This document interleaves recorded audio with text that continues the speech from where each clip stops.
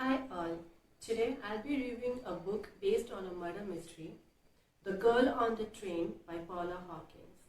Firstly, we'll talk about the plot of this book. Here we have few main characters, namely as Rachel, Megan, Anna, Scott and Tom. Rachel is divorced from Tom and now Tom is married to Anna. They also have a baby girl together. Rachel, after the divorce, Rachel becomes an alcoholic and she moves on to a new place, to a new house with her university friend Kathy. But due to her unprofessional behavior, she is forced to leave her job. But she couldn't tell this to her university friend Kathy and her roommate. So she pretends to get a job until she finds one. So every day, it's her routine that every day she takes the same train from the same station and goes to a same designated station. She roams around the entire day, she goes to library, she goes to pub and then return back home when the office hours are over. She keeps on doing that. In her train journey, she used to just observe people. She had a habit of observing people, their lives, their house and make stories. She used to look at their body language and their facial expressions and think that what might be going in their life currently. Everything was just in her head. She was an introvert who was just assuming everybody's thoughts and their lives, but never had the courage to go and talk to them and know what's happening. So in the middle of the book, you will encounter a murder mystery, which is a missing case which turned into a murder mystery. So if you're really into psychological thriller, I won't say that this is a best psychological thriller. You can't predict the killer from the starting, but after a point of time, it became obvious that who might be the killer will. But this book is not just about the murder and the mystery. It talks about a lot of other things. It talks about life failure, marriage failure, and how a person easily gets manipulated. So this is why mental health is important.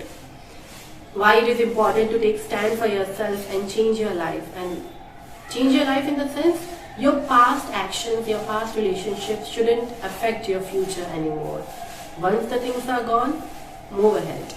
So it talks about a lot of other stuff as well. So this is why I recommend you to read this book. You might not be very surprised that why this psychological thriller is, but this is a good read. It's more than just a murder mystery. Now when we talk about the writing of this book, it's a little different from what usually we read. Here we have three protagonists. They will be narrating their story from their point of view. So we have Rachel, we have Megan and we have Anna, all the three women narrating their story from their point of view. So this is one of the main thing or moral of the story, that three different women surrounded by each other and they have three different lives.